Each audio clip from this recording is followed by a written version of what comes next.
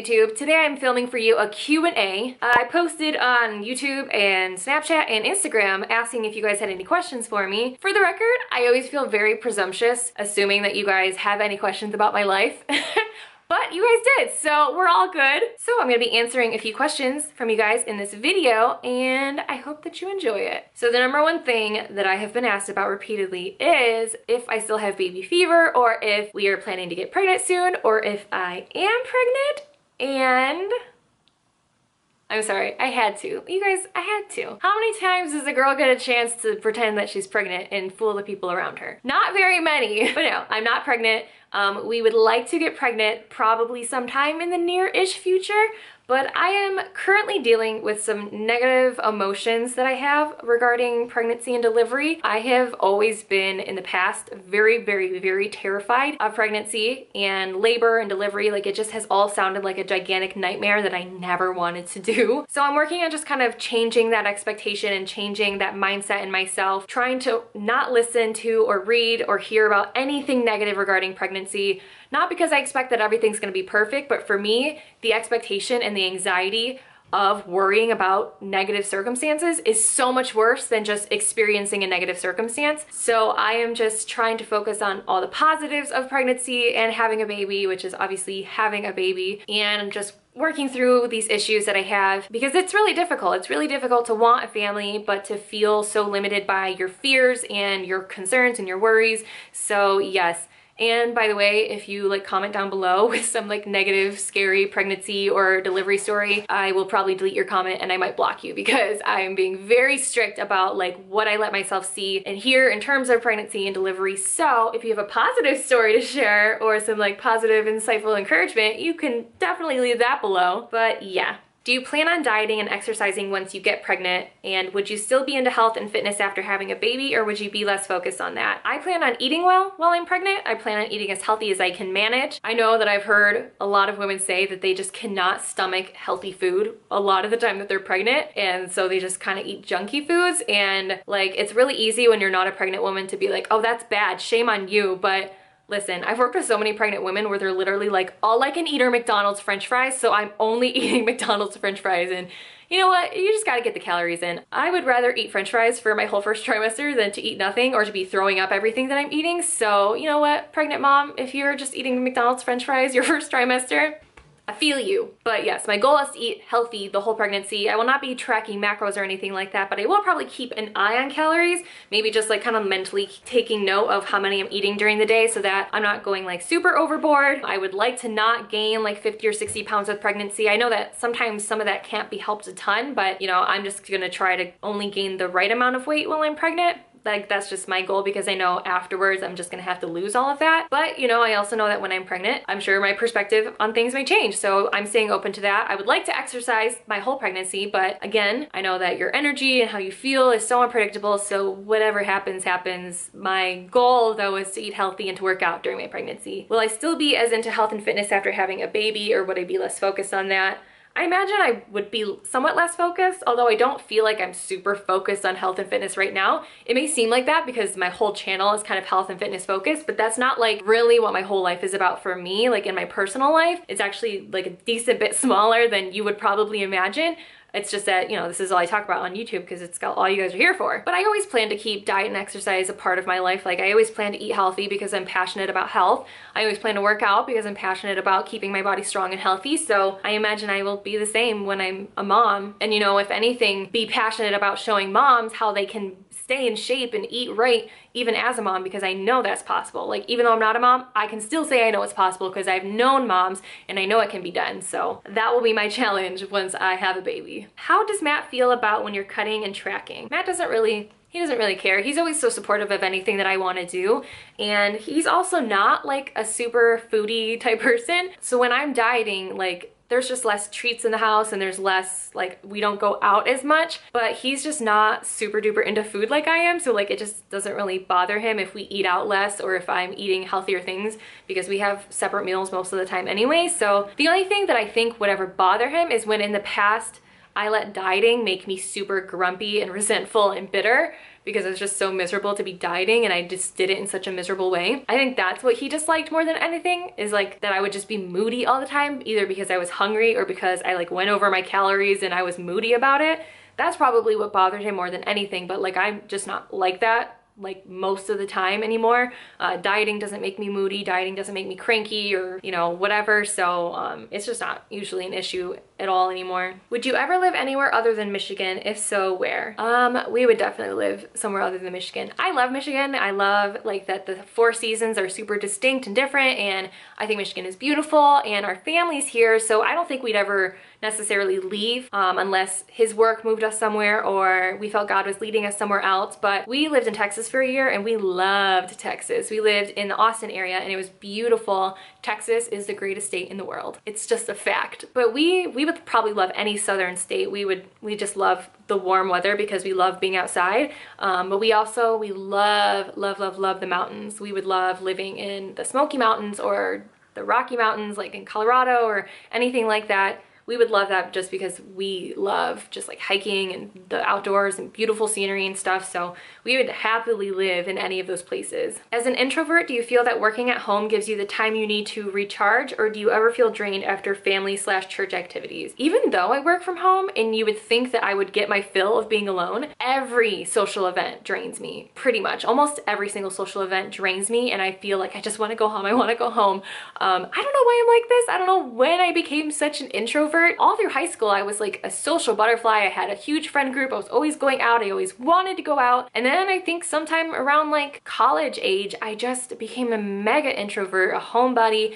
I never wanted to go out. I never wanted to see my friends. Like, I don't know why I'm like this. I'm still like this. But I'm grateful that I work from home so that I can like indulge in that, like just being alone, and I can recharge so much so that when I do have social events or things that I go out to, I'm kind of like, oh hey, like a reason to get out. But it's usually like 2 hours in and I'm like, I want to go home. But I'm trying to challenge that because I feel like, you know, if you're an introvert, that's fine. But constantly being at home, secluding yourself off from people is so just like self-serving. I feel like I'm not there for people in my life if I'm just at home trying to be alone. I'm not available for my friends or my family. And so I'm trying to challenge that more and like go out more, be away from home more, be there for the people that I love, and be willing to go out of my way to like leave and go see them and stuff like that.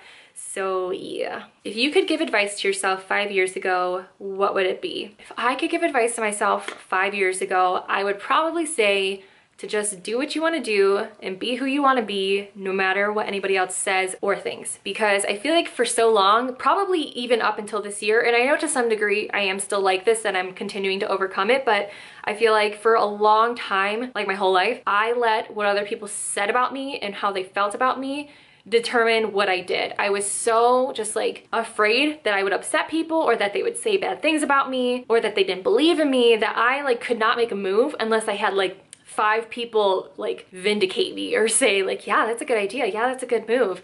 And even then I'd still be scared to do anything major, a career change or whatever. And I've just wasted so much time being miserable about what people said about me or what they felt about me. And I wish I had that time back. I wish that I could go back over the last 5 years and do all the things that I didn't do because I was afraid of what someone would say. I guess just being on social media and like now I readily deal with people leaving negative comments, nasty comments, just straight up not liking me, and also coming to a place where I realized that's okay if they don't like me. Like, not everyone's gonna like me, and that doesn't necessarily have to mean anything about me. It just might be that they don't like me. And that's not really my problem. Like, if I'm happy with who I am, if I'm happy with the direction that my life is taking, and I'm not hurting anybody doing what I'm doing, then there's no reason for me to consider what anybody else thinks about me or what anyone has to say about me, because there's gonna always be people who have something to say about you. There's gonna always be people who don't like you, who don't like what you're doing. Those people are gonna always exist. And the larger of a platform that you have, the more of those people there's going to be. So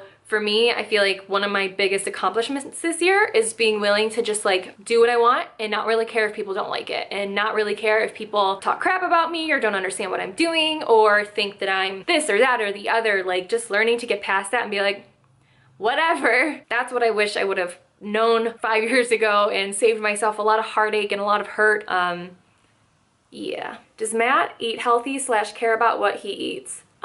Yes. Not as much as I do, but Matt is just such a creature of habit that he literally just like eats the exact same thing for breakfast and lunch every single day. But Matt eats healthy, but it's like by nature of just like, he just got in the habit of these meals and this is just what he eats all the time. I wouldn't say he's like super passionate about healthy eating, but he cares about keeping his weight balanced and he cares about being a healthy person. He's not like into it like I am. What's his favorite meal that you cook for him? So he loves the white spicy chicken chili that I've posted before on this channel. I did a whole video about like this crock pot chili that I make him with like a cream cheese base, and he loves it. I've made this like once a week for the last year and he's still not sick of it. I don't understand. But if not that, his other favorite thing that I make is nachos. He calls them the Garden of Eden nachos. But it's just, I'm just really good at nachos because I love nachos. So I make them really good and he loves mine. What does Matt do for his job?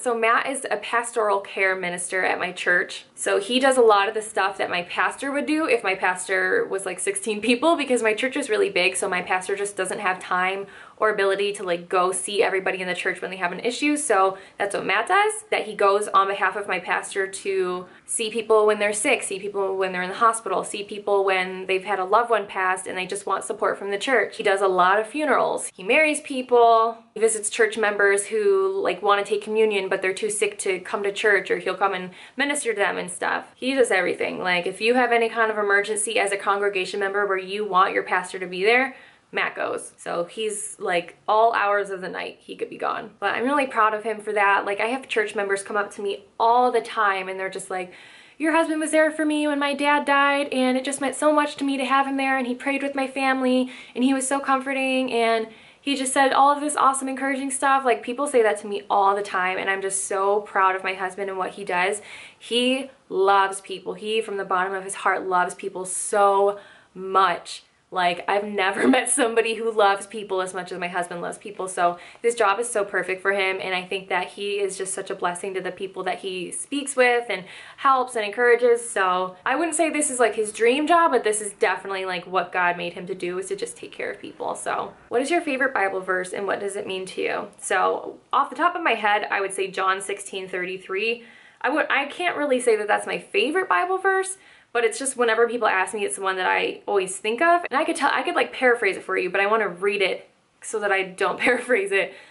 John 16:33, I have told you these things so that in me you may have peace. In this world you will have trouble, but take heart, I have overcome the world. So this is Jesus speaking, and he's just basically telling people life is gonna suck, life's gonna be really hard, there's gonna be a lot of stuff going on in the world that's gonna make you upset or try to take your peace, but don't worry, essentially, because I have overcome the world, or I have robbed it of its ability to destroy you. Which to me is just such an honest verse about life, and also a really encouraging verse about life, because I feel like maybe some Christians think that once you become a Christian, or maybe even people think that Christians actually believe this, is that when you become saved or become a believer that your life is suddenly like way, way, way better, and like things aren't hard anymore and you'll never have any problems ever again, which is so not the case. Like life is hard for everybody. You'll never be Christian enough for your life to not be difficult to some degree, or for you to have challenges and stuff that just tries to come up against you. But you know, the scripture says, take heart, I have overcome the world, meaning that Jesus has overcome the things that are trying to overcome you, which means that they can't overtake you unless you let them. It's just like a promise that God's gonna always be there for you, even when things are hard. In the midst of things being hard, he's there for you. He's caused you to be an overcomer, so you'll get through the things that you're going through, even though life is hard. So that's just been one of my favorite verses for a long time. If you could give one piece of advice regarding marriage, what would it be? It's not all about you. Actually, correction, it's not about you at all. That's my advice for marriage, is that it's not about you. I feel like going into marriage, you have to lose a big part of your personality that is defensive and is trying to secure what's best for you in life. Sounds totally backwards compared to like what people in the world I feel like are always pushing, which is like, it's about you, like fight for what's yours and stand up for, you know, making sure you're taken care of and all this kind of stuff. But in marriage, like if you're constantly on the defense and constantly just making sure that you have what you deserve, your marriage is going to be so miserable. A marriage just can't thrive when you guys are both always trying to like equalize the playing field. Like, oh, you did that, so now I'm going to do this, or well, I did this, now you need to do that for me. Like That does not work in marriage. Like, you have to be patient in marriage, and you have to understand that it's not going to always be 50-50. Sometimes it's going to be 60-40. Sometimes it's going to be 100-0. Like, I can very much say there's been times in our marriage where I was giving like 20 and Matt had to give 80 just because of stuff I was going through, or I was just wrong. Like, there were just times where I wasn't giving enough, or vice versa, that he wasn't giving enough. But that doesn't mean that you're just like, well, screw you. Like, I'm giving 80%, you're giving 20%, I'm out of here. Like, I mean, unless it becomes an abusive situation, but dude, like, just because your spouse is having a rough couple of months does not mean that you have like permission to just like peace out of the marriage, because marriage takes so much patience, and it takes being willing to give up your happiness for somebody else's. I'm not saying that you should give your happiness up for someone else. I'm saying that you should be willing to. Like, that's where your heart should be. And I feel like if Matt and I had not decided at some point that he decided my happiness was more important to him than his own happiness, and to me, Matt's happiness is more important than my own happiness to myself, if we had not settled that in our hearts at some point, I think our marriage would be really, really rough. And I feel like, again, this is so anti what people would tell you about a healthy relationship, that everything should be in balance, and that's the ideal setup.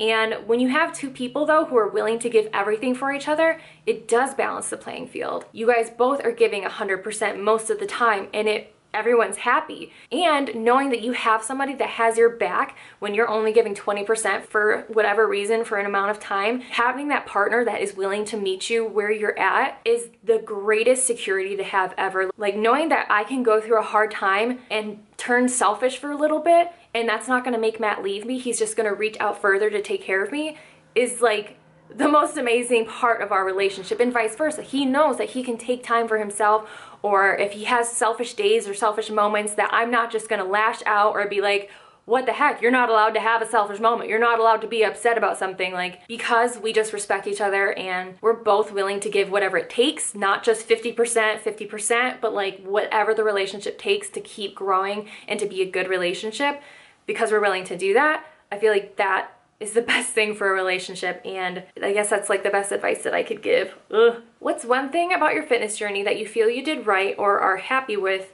Conversely, what's one thing you wish you would like to go back and do differently given the chance? I'm gonna do the one that I feel like I did not do right, and that is getting obsessed with fitness for so long to the point where it disrupted my life, my happiness, my relationships. Like, there was a good solid 2 years or so of my life where fitness was my top priority. Fitness was my priority above church, above God, above my husband, where I was taking time away from all of those things and skipping church and skipping time with my husband if I needed a gym session that I had to make. And not only was I giving fitness more of my time than I should have, but I was giving it all of my thoughts, all of my self-worth.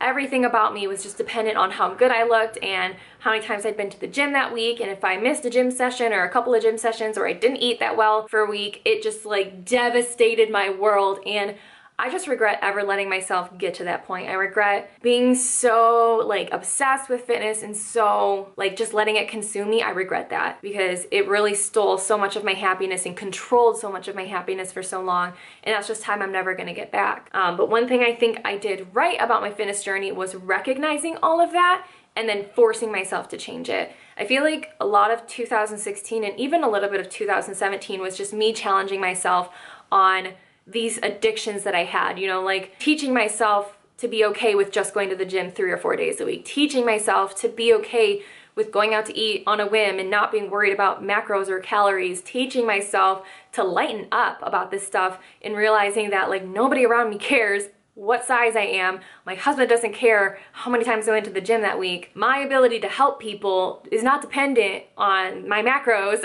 or if I'm 20% body fat or 22% body fat. I don't know if I finished my thought or not, but I feel like that's what I did right, was just learning to practice some balance. I know that word is like another word that I hate because people just like misuse it and use it as a cop-out, and it's just I just hate that word at this point. But just forcing myself to not be obsessed with fitness was the best thing that I ever did to myself. And that is what I'm so passionate about with my clients, is teaching them to not be obsessed with fitness and teaching them how to diet and eat well without it having to take over your whole mind and your whole everything. Because I don't ever want to see a client where I was 2 years ago. Like, yeah, I had a banging body because I was constantly in the gym and constantly micromanaging all of my meals, but I was so miserable and I was missing out on so much, and I was so upset about the stuff I was missing out on, and so resentful of the fact that I felt like I didn't even have a normal life where I could just enjoy so many things that people in my world were enjoying, and I felt like an outsider to all of that. And I would never trade like this body with this freedom for like that smoking bod with that complete bondage. So that's what I think I did right. What's your best method for pulling yourself out of a grumpy mood? So this may come as a surprise to you, and this may not. I don't know how well like my true self comes out in my YouTube videos, but I am actually like, not so much anymore. I've practiced positivity so much that I actually am kind of a positive person now, but by nature, I feel like I was born a really negative, critical person who was really grumpy all the time and moody. Like, I feel like that's just who I can be as a person. And I feel like left to my own devices, if I never challenged myself to be better, I would just be like a Scrooge 24/7. But I guess what has helped me with that is to just constantly ask myself to see things from other people's perspectives. Like, whether I feel like I'm being mistreated or not, I always just try to see things from other people's perspective, and that can help pull me out of a grumpy mood, because a lot of time grumpy moods are caused by other people or me letting people affect me to where I'm grumpy. Other than that, it's just, I try to just rationalize with myself, like, dude, do you want to be in a bad mood right now, or do you want to be in a good mood? Because you actually have control over this. I know we feel like we don't have control over our emotions, and we don't have control over our feelings, but we do have control over the direction that we allow ourselves to go down with our emotions. So I don't have to deal with it as much because, again, I've practiced positivity and practiced being a nice person for so long that it is more natural to me now. And that's like, I hope that encourages you, because I feel like I used to practice 47 times a day just pulling myself out of a bad mood because I just was grumpy all the time. Like, I even feel like Matt would be like, dude, can you ever be happy? And I'd be like, no. So I guess all I can really say is that just continue to practice niceness, practice believing the best about people, practice seeing things from other people's perspectives, and just giving them credit for their opinions. Even if you know in your heart that they're wrong, you don't always have to be right, and you don't always have to be vindictive about it. And there's some stuff that will happen to you that you can't control, and again, you choose how you react to that. Either you can be grumpy about it and just replay in your head why this is unfair, replay in your head how this is inconvenient for you, or you can just get over it, make the best of the situation, and recognize that that's just how life is sometimes. Like, so much of my happiness comes from me accepting a lot of stuff about life and how life is hard and unfair, and recognizing that it's hard and unfair for pretty much everybody. And the sooner that I recognized that and just accepted that and was like, I want to be happy. Like, my life is going to have a lot of problems and struggles and people are going to piss me off, but I don't want to be pissed off and resentful and bitter all the time. So I'm just going to force a big fat smile on my face when I don't feel like it. And I promise you, the more that you force happiness, the more that you'll be happy. So I hope that helped. All right, guys, I think that's gonna wrap up this Q&A. Thank you so much for watching, and I will see you in the next one. Bye.